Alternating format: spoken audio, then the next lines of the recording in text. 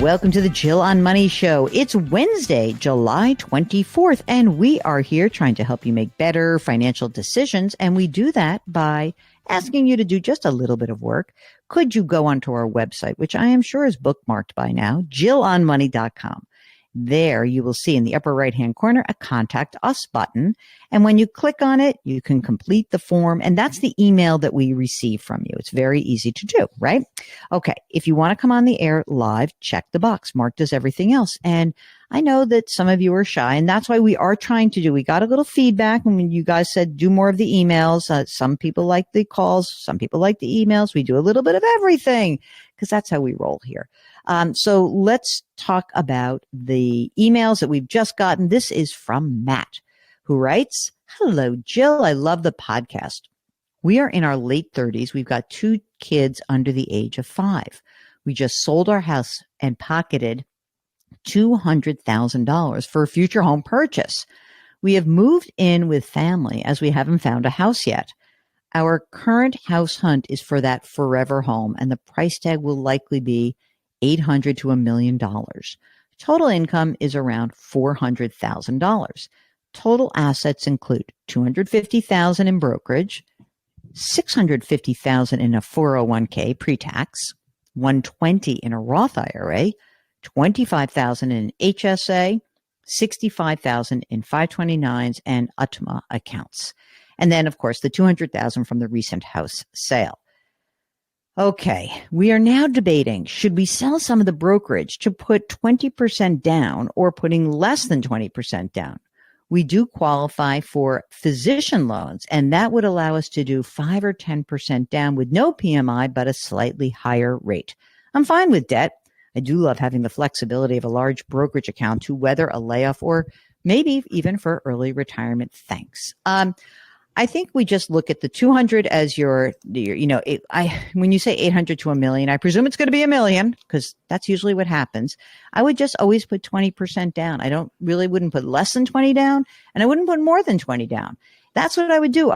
You've got such a nice chunk of money, in your late 30s with, essentially $1 million. It's great. So I wouldn't put more than the 20% down, and I definitely would not put less than it down. I know it's very wimpy. A lot of people would. I don't like it. I think some rules of thumb actually make sense. That 20% down, that's one of them. Okay.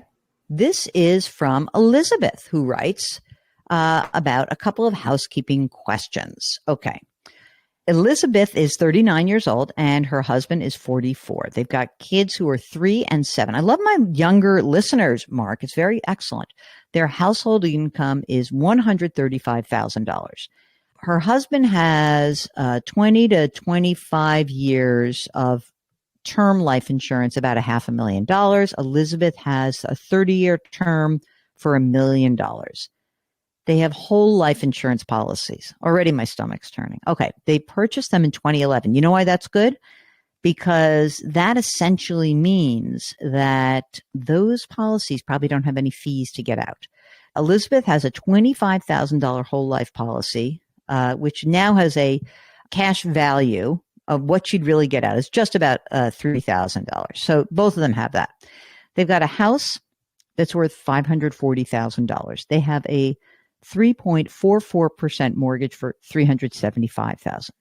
He has a Roth at $35,000. She has a Roth $195,000. Then there's some pre-tax money of about $276,000 between the two of them, and an HSA for $10,000, taxable account $77,000, 529s with $14,000 between the two kids. And you ready for this? Here's the punchline, Mark. Combo of CDs and high yield savings accounts of $328,000. That's a lot. So she goes on to write, we know that we have, quote, too much money in CDs and high yield savings. Currently, the rates are between 5.25% and 6%. We're trying to keep that money a bit more fluid due to uncertainty on a potential international move.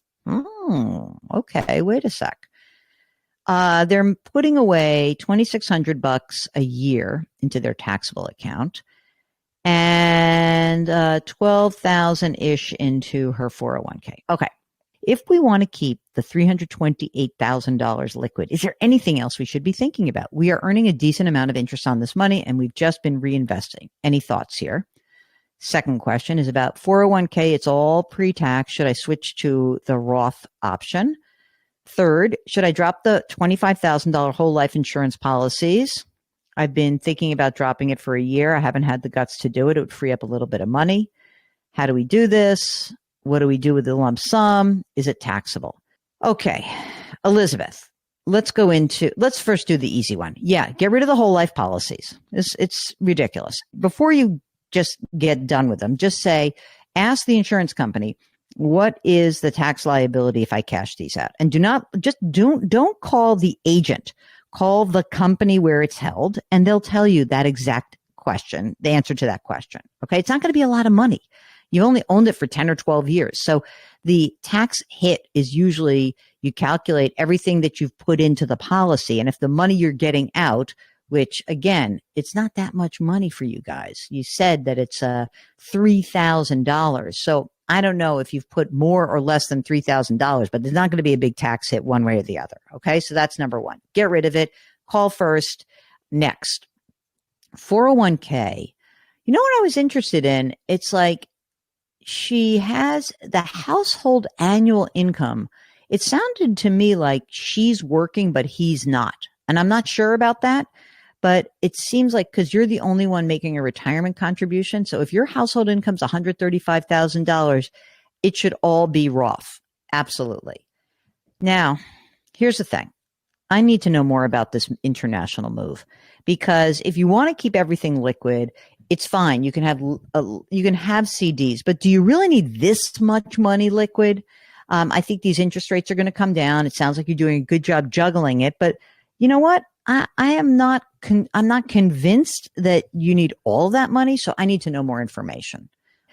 Okay, this is from Chris, who writes, I really enjoy the show and the optimism and excitement that you and Mark bring to retirement savings and preparation. Mark, we are so not optimistic, but we are excited about this stuff. He can't be talking about me. It's certainly not talking about me. I'm not an optimist. I'm a pessimist about everything. I always tell everybody, let's talk about your death. Let's think about what would happen if. But we bring it to all financial planning, not just retirement savings. We bring it to planning because we like planning. Okay. So here we go. Chris is 50 and his wife is 46. They've got 3 kids in middle and elementary school. They live in the tri-state area, New Jersey. They make a bunch of money, $500,000 together. And they also get some restricted stock units. Okay. We are currently focused on saving for college and our retirement. And we feel like we're in good shape between what we're putting away and pensions, oh my God, that they have from prior government careers. I am somewhat concerned, however, that the bulk of our retirement savings will be in pre-tax accounts if we continue on our current path.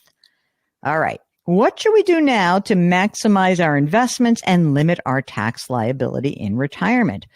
Should I be investing in a Roth 401k or a brokerage account? Should we work to pay off the mortgage? I know you hate that idea, but our interest rate is 6.625%. Yikes. We're planning to work till 65 and 62 respectively. We'd love to retire early if possible. Thank you so much, Chris. Okay. Look, you didn't give us the actual dollar amounts. So I would not pay down your mortgage. You're probably going to have a chance to refinance your mortgage. You are in a high tax state. You are in a high income situation. But since you've only been doing pre-tax, why not hedge the bet a little bit and see if you might want to put money into a Roth? I think that might be helpful for you. And, there's something to be said for the fact that you can only do this through work because there's no income test. It does show you that the government thinks this is actually a very good deal for, especially with people who make money. You're going to have income throughout your lives. I wouldn't mind hedging my bet and do the Roth 401k, but I would love for you to follow up and give us the actual numbers in all of these accounts.